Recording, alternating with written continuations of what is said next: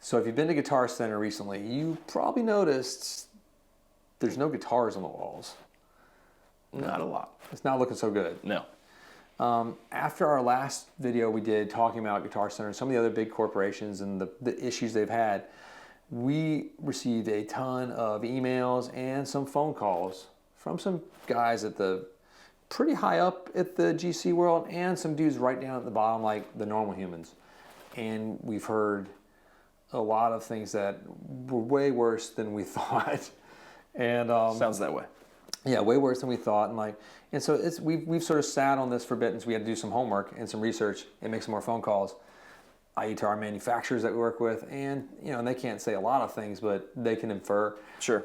And to some other guys at GC, and we're just kind of break into it and sort of see what's going to happen if Guitar Center does fail. Right. And that was sort of our sort of spearhead of like having this conversation. Be a big deal. It's a big deal because like I remember buying some guitars from Guitar Center as a kid. Yeah. And it was really cool. Absolutely. I remember the first Guitar Center I ever went in still. It's like Disneyland. It's crazy. Yeah. It's amazing. You go in there and it's like flashing lights, there's guitars everywhere. There's amps you can plug in and you can play Stairway to Heaven all day. All day long. It's but like things aren't so good in Disneyland right now. No. And we're going to try to sort of dissect the actual layers of its issues, its debt structure in a non-economic minded, we're not doctors of economy here, so we're guitar guys. So we'll kind of get into it. We heard from some guys. We'll start with the guys that we heard that were sort of pretty high up. Yeah. And the first thing that was sort of funny to me is like finding out where these guys came from. I was like, cool, they're guitar players, all of them, right? It's like, well, they come from Kroger's and Kohl's. That's where I would think you'd want your guitar decision makers to come from. I don't know. And I'm cool with like all levels of industry. Like come from wherever you want to come from. Yeah. That's great.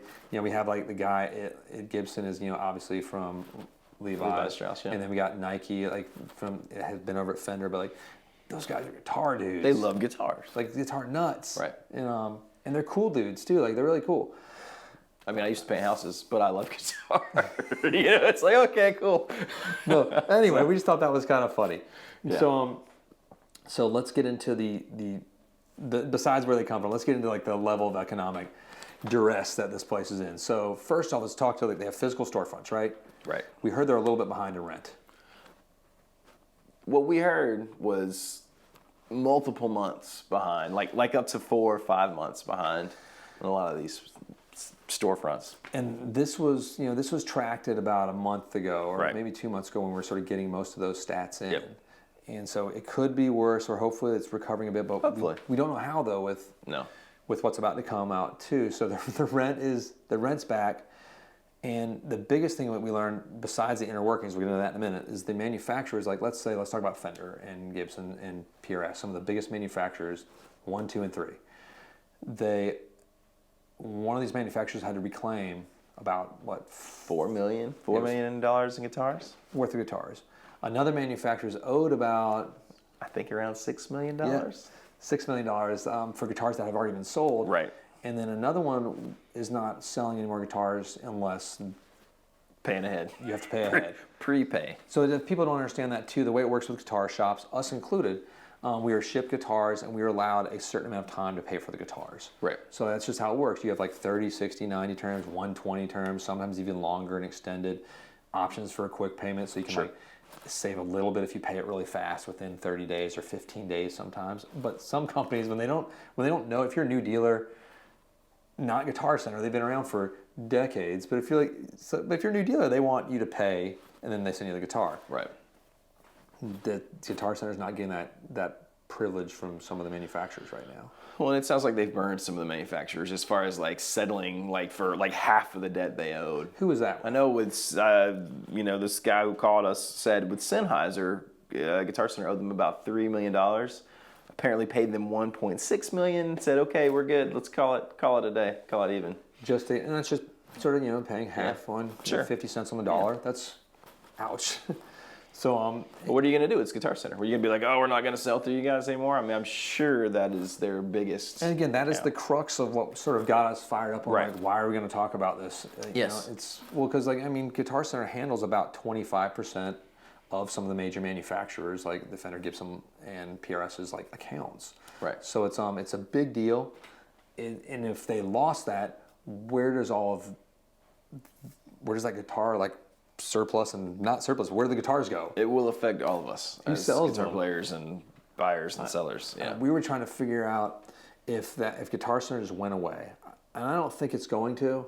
I think it will get restructured. The debt will get restructured. It'll get bought out by another, owner will take over the lion's share of the debt and the ownership 51% of the company. But if they went away, do the big boxes take over? Is shift into Musician's Friend? Do they try to become Sweetwater? Right.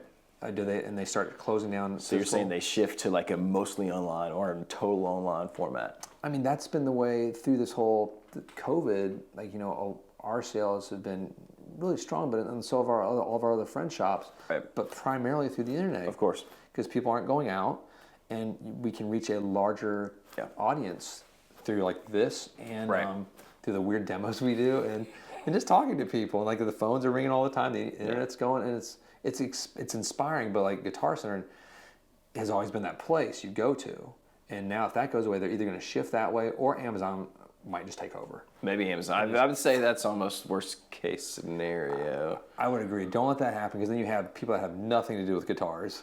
What do you think about as far as like the manufacturers? Are they going to sell direct more? Well, they already do that. Okay. I mean, they already do that, but that's sort of like another little hidden secret. It's almost like a whole other video, but why they do that is they don't sell very much direct. We'll get into that. Like, it's a whole other video, I think. Gotcha. It's a long convoluted story, and I got to sit with some of the higher ups at some of the big companies. It's really fascinating. So just subscribe to the channel if you're interested in that at all, because that will be coming out in the next few weeks. Cool. But no, and then maybe like it goes back to the day where like the manufacturers really have to still sell those guitars, so they push their independence more, which is scary. Right. Because like we have the flexibility of selling what we want and what we love, and I've heard from the old days of Guitar Shoppery that like the old guy from Fender would show up in his van, or the Gibson, and be like, hey, you need to have 10 of these. You need to have 10 more 10 of these American Pros, 10 more standards. Ultras, and 15. Here they are in my van by chance. Here's Ta-da! here's the bill. Oh God, my kid's not going to college this year. It's so we don't think that's going to be the case either, because the market has shifted. Definitely. And I think these companies are smart enough for the most part to say, okay, things are a little different. Let's do it differently. Right. The buying audience has shifted. Right. And now it's different. Like the guitar this has been the top selling year for Fender, like in their history, which made us sort of think like, how is this been a year that Guitar Center's drowning? It's like, and it's not just because they couldn't have enough guitars. It's like they're out of guitars now, but it's also just like they weren't selling at the throughput that other places were. Right. And that's a huge problem there as well. It is a huge problem. So let's talk about their websites too. Okay. So Guitar Center's website is not good. No, it's not. It's almost inarguably bad. Like The used section is particularly bad, yes. And that's something that drives us nuts, because Guitar Center is one of the best sources for used guitars in the country. I bought used pieces there. There's an orange amp sitting over there in the studio somewhere. Oh, yeah. That's from the Guitar Center used section. Who knew? I just told I learned everyone. something today. I was the first one to see it. I took it home immediately. This was Done. years back. It sounds great. But so when Sweetwater has figured out the formula, it was like the nail through the heart, as they say. And Guitar Center is sort of scrambling or they're not scrambling. They need to be scrambling. Maybe they should scramble more. Because Musician's Friend website is also, it's sort of like, it reminds you of Guitar Center catalogs from like the early 2000s. Yeah. It's like all sorts of things splattered, and it's like there's nothing clean. No. I just want to buy my recording, direct interface here.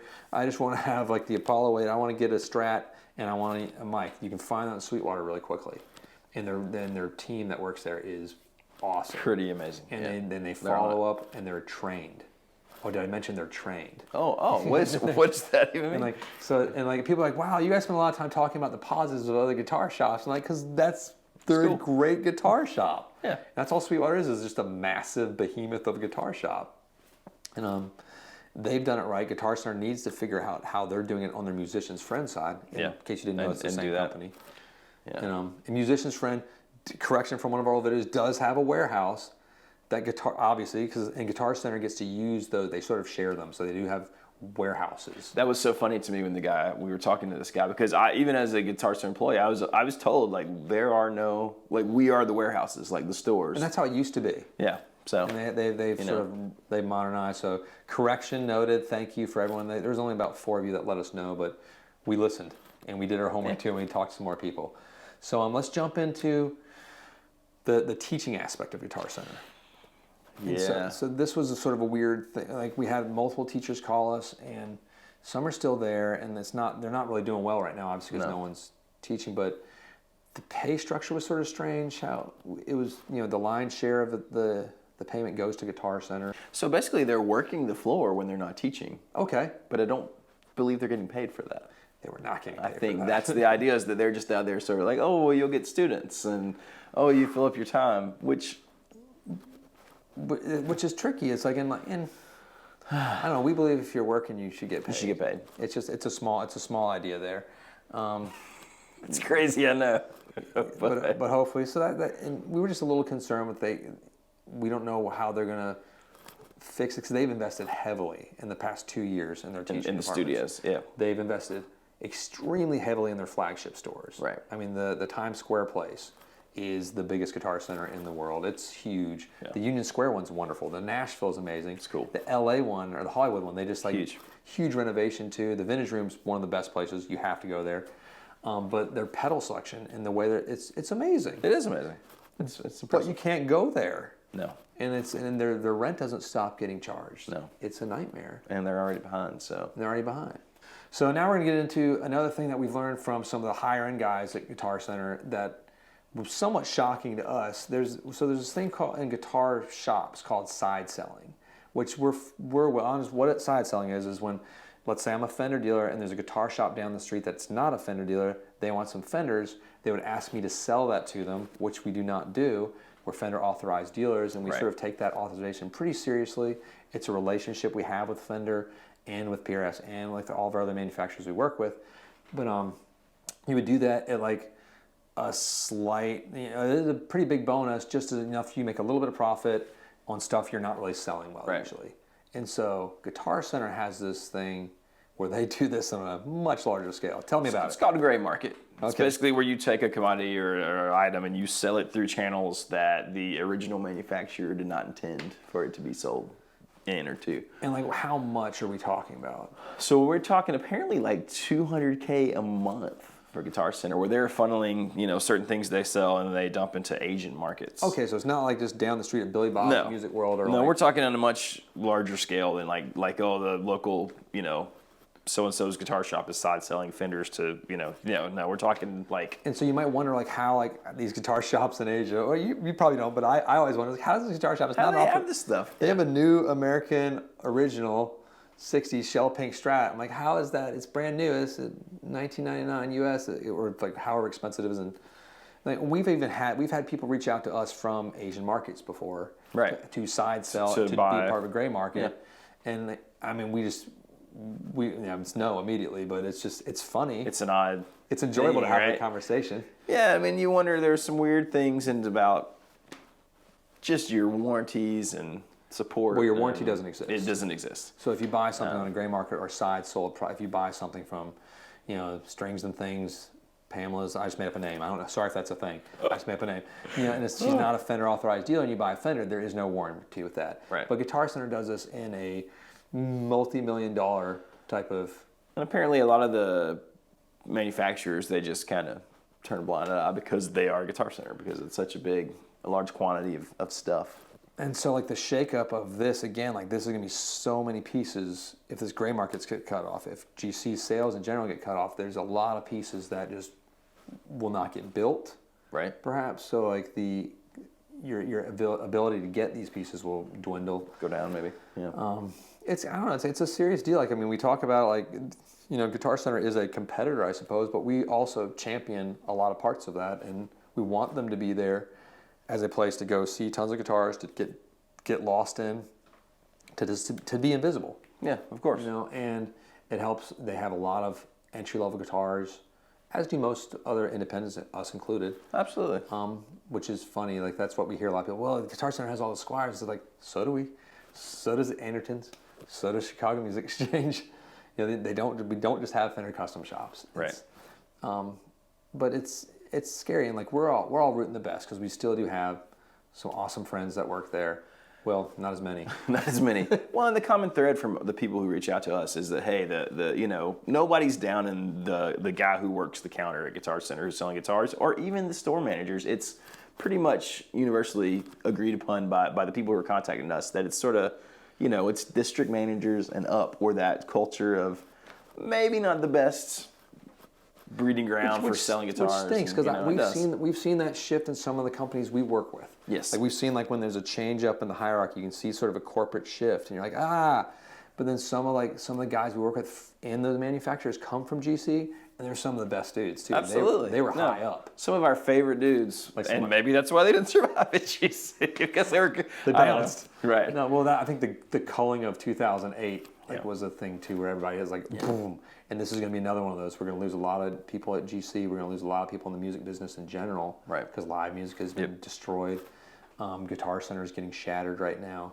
Online sources are your main way to go. So, it's a weird time out there. So let us know. Let us know what you think. We would like to know what you think. John and Derek and the whole team here, there's a whole bunch of us idiots that we've talked about this for weeks, this particular video, and it's a heart wrencher. It's fascinating intellectually. Yeah. We don't know what's going to happen. We don't. We're pretty sure someone's going to buy out the remainder of the debt, but we want to hear what you guys think, and if you want it to be saved. Right. Do you not want it to be saved? You've heard what we think, but we really do want to get your opinion. We would love it. Maybe you see some far-reaching consequence that we have not seen. So, and one of us will probably answer your most likely comments, or the other funny-haired guy here. Right. Or Derek if he's in a bad mood. Right. If somebody's particularly snarky, it's probably Derek. Yeah. We usually say who we are. Yeah, so it's a comment at us and let us know. Thanks for listening again. Thank you so much. Hit like and subscribe. Hit that bell so you don't miss all of our other videos. Thanks for watching. We'll see you next time. I'm dancing. I learned that TikTok dance I was working on. It was good. It does like this too.